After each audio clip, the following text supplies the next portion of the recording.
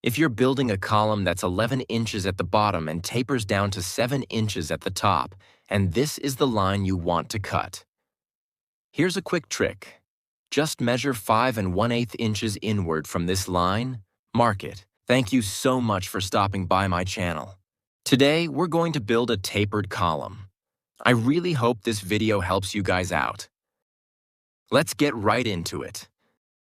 First things first, since our 6x6 post is 77 inches long, we'll need to cut all of our 1x12 cedar boards to exactly 77 inches as well, right? Since we have 6 posts, we'll need to cut 24 boards in total. Now we're building a column that's 11 inches at the bottom and tapers to 7 inches at the top. But here is the most important part. You shouldn't measure from the outside in. You need to measure from the center of the board outward. And that's because the width of each cedar board can vary a little bit. Take a look at this. Some boards are 11 1/16 inches wide, while others are all the way up to 11 7/16 inches. There are a few reasons for this, but the biggest one is that during the drying process, some wood shrinks a lot while others barely shrink at all. That is why the dimensions end up being all over the place. So, by measuring from the center of the board, you mark 5 1/2 inches on both sides at the bottom, and 3 1/2 inches on both sides at the top. That is how you get all 24 boards to be the exact same size. This is the line you want to cut. Here's a quick trick. Just measure 5 1/8 inches inward from this line, mark it, and set up your guide. It makes cutting so much easier. Now, if you have a track saw, it's even simpler. But let's be honest, not everyone has a $500 track saw lying around the house. But hey, I'm pretty sure you or one of your friends has a circular saw sitting in the garage. You can just grab anything that's perfectly straight, clamp it down as your guide, and make the cut. Why 5 1/8 inches, you ask? Because that is the exact distance from the edge of the saw base to the blade.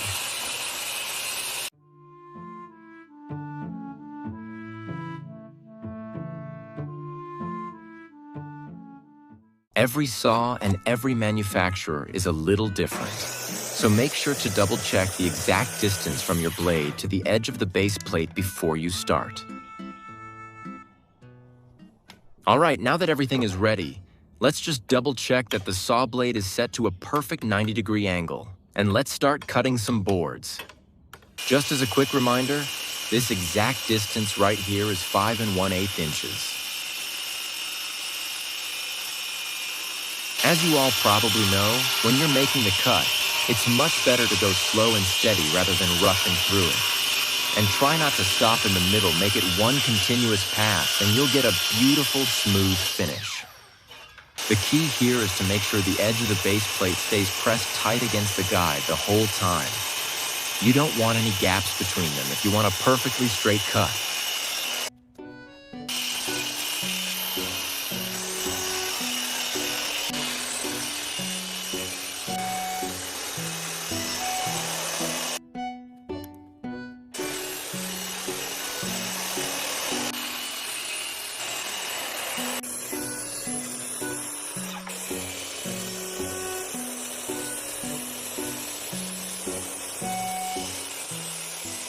Alright, we are all done cutting the boards.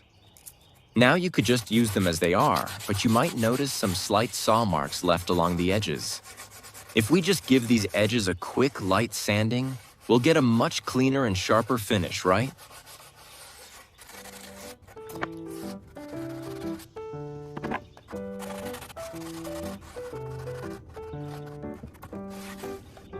Using a sander to finish it up will definitely give it that high-end professional look, don't you think? Just hold the sander lightly and let it do the work. Don't press down on it.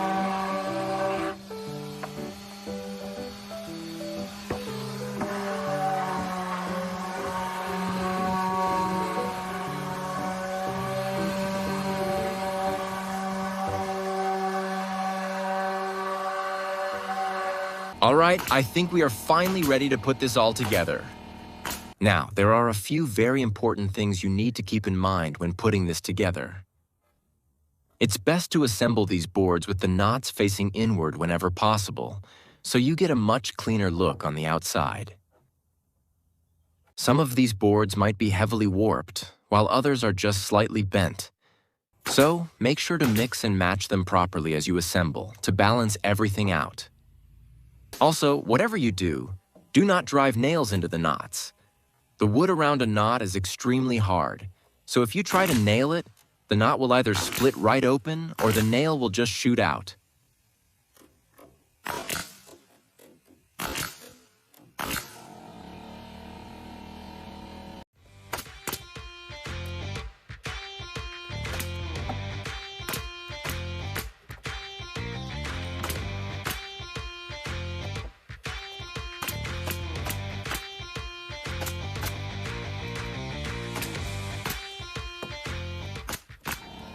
All right, now let's move on and build the column base. Lay the column down on a flat surface. Place the 1x8 board right against it and draw a line to mark your spot. Place the 1x8 board against the column to measure the total length, and then you just want to cut it slightly bigger than that measurement. After checking the angle, it looks like it's 1.5 degrees. So I'm setting the miter saw to 1.5 and making the cut.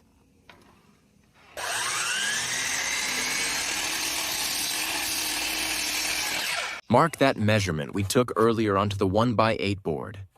Then line up the end of the board with the mark on the miter saw base and just make your cut right there.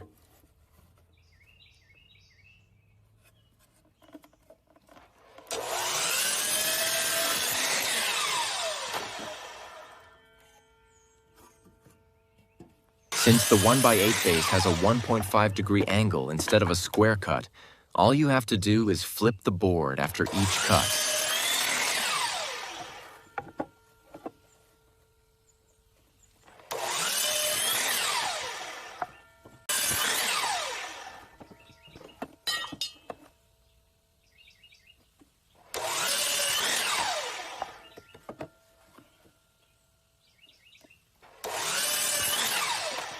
All right, now let's head out and get this installed. After doing the math, it turns out that if we install the column 4 inches in from the edge of this brick, it will be perfectly centered on the pillar. We're going to snap a chalk line so we can get all the columns perfectly aligned in the exact same row.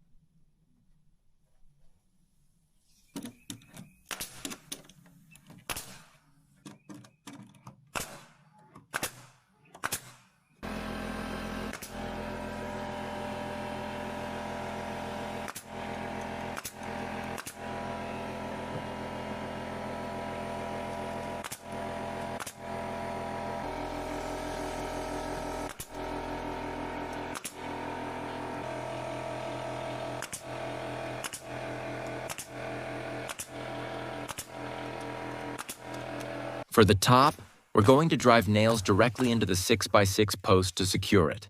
And for the bottom, we'll be using glue to hold it firmly in place.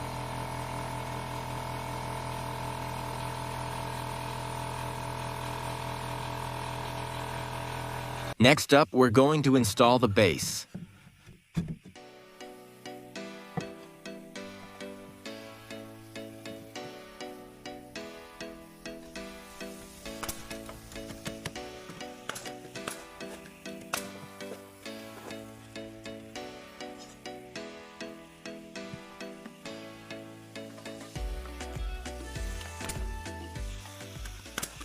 All right, everyone, the job is officially all done. Once we get some stain on this, it's going to look absolutely beautiful. Please make sure to like and subscribe, and thank you so much for watching. Next time, I want to come back with an even more exciting project for you guys.